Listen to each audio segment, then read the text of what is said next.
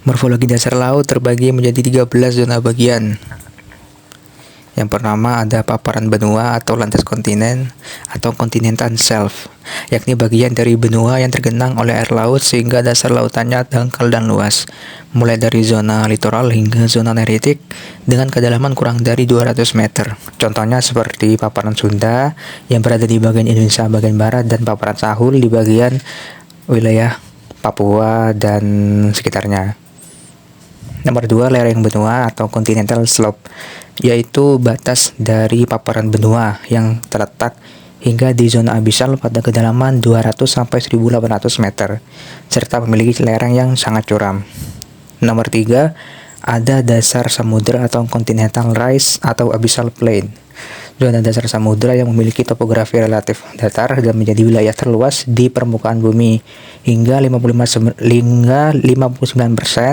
yang itu berarti melebihi luas benua Asia yang hanya sekitar 8,7% daratannya. Nomor 4, ada pematang tengah samudera atau mid oceanic ridge, yaitu jalur memanjang di dasar laut tempat keluarnya magma dari mantel bumi. Yaitu jalur inilah yang menjadi cikal bakal pembentukan kerak samudra. Nomor 5, ada punggung bukit atau abyssal hill, yaitu dasar laut yang mengalami peninggian dan membentuk punggung bukit yang sangat tinggi. Nomor 6, ada punggung samudra atau oceanic ridge, yaitu serangkaian punggung bukit di dasar laut. Nomor 7, ada gunung api bawah laut atau Simon, gunung api dasar laut dengan lereng curam dan puncak runcing tetapi tidak mencapai permukaan laut. Nomor 8, ada Guyot yang merupakan sebuah gunung api yang telah nonaktif atau mati di bagian dasar laut yang memiliki puncak datar akibat terkena erosi gelombang atau arus laut. Nomor 9, ada pulau gunung api atau volcanic island. Pulau gunung api sendiri itu merupakan gunung api dasar laut yang terus mengalami erupsi sehingga mengalami peninggian yang telah mencapai permukaan laut. Semisalnya seperti Gunung Anak Krakatau di bagian antara Pulau Sumatera dan Banten. Kemudian yang 10, ada ambang laut. Ambang laut sendiri itu merupakan morfologi dasar laut yang berbentuk bukit dan memisahkan laut satu dengan laut lainnya. Sementara nomor 11, ada punggung laut yang merupakan deretan pegunungan dasar laut yang punggungannya kadang muncul hingga ke permukaan laut akibat adanya pengaruh gaya endogen. Nomor 12, ada lubuk laut atau basin, yaitu dasar laut berupa cekungan yang nyaris bulat akibat pemerosokan muka bumi karena tenaga endogen. Yang nomor 13 adalah palung laut atau trench dan trough, yaitu bentukan dasar samudera yang menyerupai parit memanjang dan sangat dalam yang berada di pertemuan lempeng samudera dan benua. Perbedaan antara trench dan trough terletak pada lembahnya. Apabila trench merupakan lembah yang berbentuk V atau cekungan yang sangat tajam, dan trough lembahnya menyerupai huruf U atau semacam ladam. Dan itu merupakan beberapa persebaran dari keberadaan palung laut dan lubuk laut di seluruh Indonesia, di mana palung laut terdalam di Indonesia sendiri itu merupakan palung Weber yang berada di sekitar Kepulauan Banda, sedangkan untuk yang paling dalam di seluruh permukaan bumi itu ada palung Mindanao yang terletak di sebelah Kepulauan Filipina yang terbentuk akibat lempeng Filipina dan Eurasia yang saling berkoalisi. Kemudian untuk batas-batas perairan laut Indonesia. Wilayah perairan Indonesia sendiri itu luas wilayah perairannya itu menurut BIG dan Pushydros TNI AL itu memiliki luas sekitar 6.400.000 km persegi. Di mana wilayah perairan Indonesia sendiri itu terbagi menjadi 3 wilayah. Yang pertama itu ada laut wilayah atau Nusantara. Laut yang merupakan laut yang terletak di antara pulau-pulau wilayah Indonesia. Nomor 2, ada laut teritorial yang merupakan wilayah laut yang diukur dari garis pantai ke arah laut lepas sejauh 12 mil dari garis pantai. Sementara yang terakhir ada laut Z atau zona ekonomi eksklusif yang merupakan laut yang diukur dari garis pantai ke arah laut lepas sejauh 200 mil. Ini mempunyai hak penuh untuk mengeksploitasi SDA kawasan ini. Negara lain hanya boleh melintas saja. Dan ini merupakan gambar dari batas wilayah perairan Indonesia. Di mana warna biru gelap itu menandakan laut wilayah atau Nusantara, sementara untuk biru kehijauan itu merupakan wilayah laut teritorial, sementara untuk biru mudanya itu merupakan daerah Laut Z. Nah, sementara untuk batas-batas dengan negara-negara tetangga, untuk wilayah perairan laut Indonesia sendiri itu Indonesia memiliki perbatasan laut dengan 10 negara, di mana 10 negara itu seperti ada India, ada Thailand, Malaysia, Singapura, Vietnam, Filipina, Palau, Papua Nugini, Australia, hingga mantan provinsi kita itu ada Timor Leste. Jadi ke 10 negara ini itu wilayah memiliki batas perairan laut dengan Indonesia, utamanya dengan laut teritorial dan Laut Z.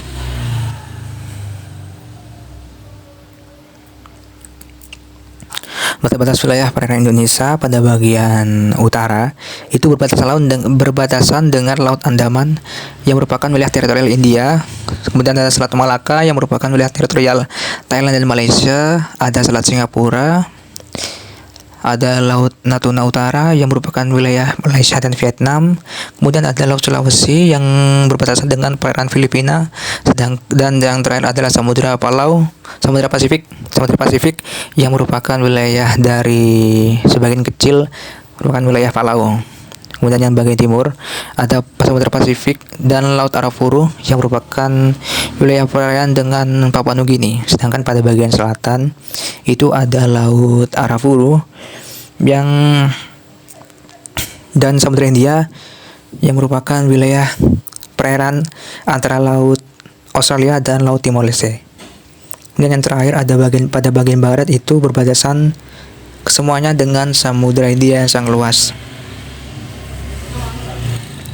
Dan ini merupakan beberapa pulau-pulau terluar yang berada di wilayah Indonesia, di mana titik paling utara itu berada di Pulau Rondo yang merupakan wilayah Aceh, sedangkan yang paling barat itu juga berada di Aceh yang berada di tepatnya di Pulau Benggala. Sedangkan pada bagian selatan itu ada di Pulau Endan atau Pamanah yang merupakan wilayah teritorial dari Provinsi NTT. Sedangkan yang paling timur itu pada bagian dataran Muara Torhasi yang sekarang menjadi Provinsi Papua Selatan.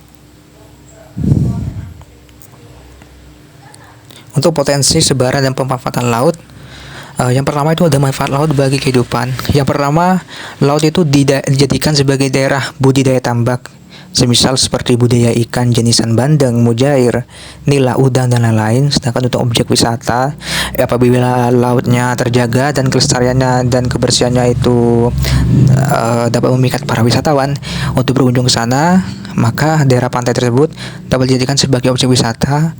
Kalau di bagian Jember itu seperti halnya di Pantai Papuma, Teluk Lok, dan lain-lain. Sedangkan yang terakhir itu ada kawasan untuk pertambangan. Beberapa laut di Indonesia itu utamanya yang memiliki cekungan minyak bumi yang potensial itu seperti di wilayah pantai utara Jawa, pantai timur Kalimantan, pantai utara Papua, dan di sepanjang pantai timur Sumatera. Yang kedua itu potensi dalam persebaran biota laut. Yang pertama itu adalah rumput laut yang banyak dimanfaatkan di Indonesia. Itu adalah jenisan gagang merah yang banyak digunakan untuk agar-agar. Sedangkan hutan mangrove, Indonesia memiliki salah satu hutan mangrove terluas di dunia, yaitu sekitar 75% dari total mangrove di seluruh Asia Tenggara atau 27% dari luas mangrove dunia. Kemudian ada potensi budidaya biota laut. Yang dikembangkan adalah ikan belanak, ikan kakap putih, udang, kepiting bakau, dan teripang. Di mana potensi perikanan tinggi di Indonesia ini diantaranya adalah madidihang, tuna mata besar, albacora, cakalang, dan tuna sirip biru. Terkait pencemaran dan konservasi perairan laut, pencemaran perairan laut sendiri itu merupakan suatu hal yang dimana masuknya atau dimasukkannya organisme, zat, energi, dan atau komponen lain ke dalam laut oleh kegiatan manusia sehingga kualitasnya turun dan tidak sesuai dengan baku mutu serta fungsinya. Pencemaran laut atau marine pollution merupakan peristiwa masuknya bahan-bahan berbahaya ke lautan seperti bahan kimia, partikel, limbah industri, pertanian, rumah tangga, bunyi, serta ketersebaran organisme invasif atau asing.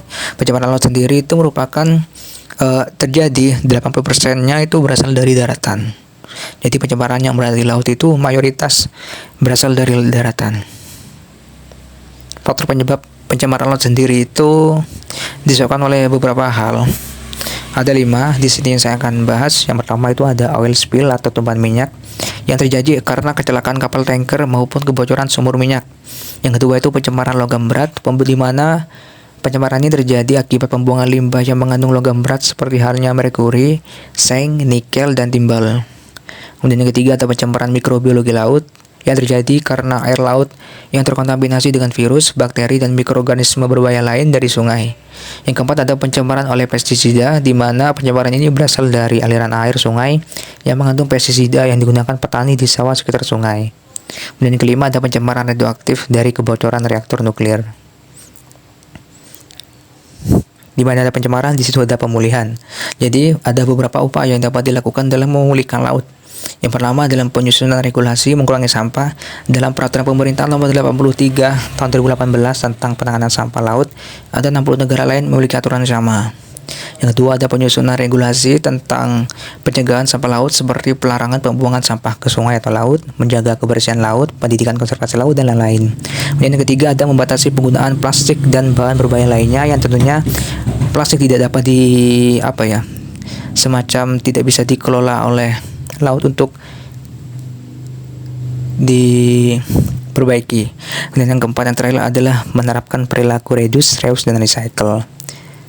Untuk pengertian konservasi laut sendiri merupakan upaya dalam melindungi, melestarikan, dan memanfaatkan sumber daya laut agar dapat berkesinambungan bagi habitatnya untuk generasi sekarang dan masa depan.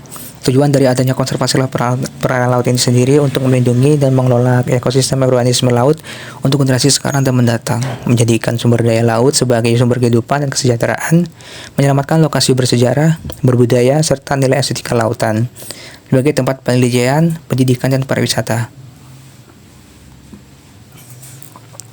Dalam konservasi perairan laut sendiri itu ada beberapa badan-badan seperti halnya KKP yang merupakan kawasan konservasi perairan, di mana kawasan perairan yang dilindungi dikelola dengan sistem zonasi untuk mewujudkan pengelolaan sumber daya ikan dan lingkungannya secara berkelanjutan dalam peraturan pemerintah nomor 60/2007. Manfaat KKP sendiri itu untuk pelestarian dan pelindungan perikanan, pelestarian dan pelindungan habitat ikan maupun terumbu karang dan padang lamun, wisata alam perairan, pelindungan plasma nutpah, pendidikan dan penelitian, hingga peningkatan pendapatan dan pajak.